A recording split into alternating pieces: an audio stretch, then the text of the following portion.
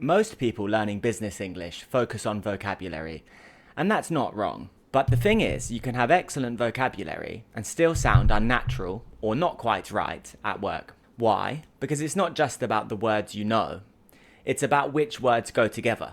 These natural combinations are called collocations, and they're what truly separates a high-level or native speaker from an average English speaker in a business environment. Today, I'm going to show you the natural collocations professionals use commonly in business environments. The first part is natural phrases to talk about problems. Normally, people will say basic sentences, like this is a big problem or this is very difficult. But here are some upgrades using collocations. We have run into some complications. This has become a pressing issue. Run into means to meet or encounter something unexpectedly. So it works anytime something comes up that you weren't planning for. This makes it useful beyond business situations. It's good for making excuses. For example, if you're late to a meeting. Sorry, I ran into some issues on the way. If you've missed a deadline. We ran into an unexpected delay. And run into is a great one to learn because it pairs with so many nouns. Run into complications, run into difficulties, run into obstacles. For example, we have run into some complications with the supplier that we need to discuss. Now, pressing is an adjective which works with a whole family of nouns. A pressing issue means it's urgent. It needs dealing with now. You can also have a pressing concern, a pressing matter, a pressing deadline. For example, this has become a pressing issue that we need to deal with immediately. Now, sometimes a problem gets bigger or more serious and needs to be passed to someone more senior. Normally, people might say, we need to take this higher, or we need to give this to someone more senior.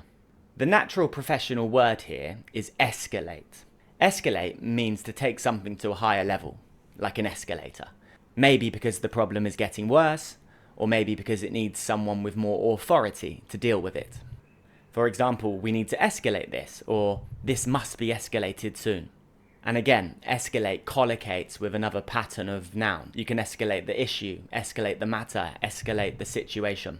For example, if we can't resolve this, we're going to need to escalate the matter. And what if something was going well, but something came along and disrupted that process, slowed it down, or put an end to it? Normally, people might say, something went wrong, or we had a problem with this project. But let's upgrade this with, we have encountered a setback, or we've hit a roadblock. A setback means you were on track, but something disrupted that progress.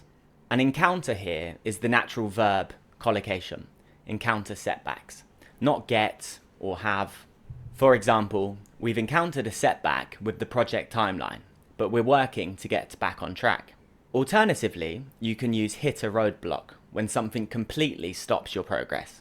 For example, we have hit a roadblock with the legal approval, so we can't proceed just yet. Now, what about if you want to tell someone about a potential problem in the future?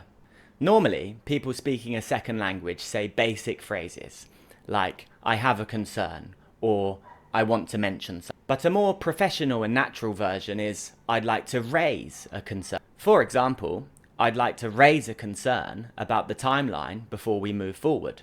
Or some concerns have been raised about the budget. And again, you learn the collocations. You can raise a concern, raise an issue, raise a point, raise a question. So the takeaway from this is professional English isn't always about bigger words. These are the pairs that make a difference, and once you notice them, your English becomes more natural. If you want more like this, subscribe and I'll see you in the next one.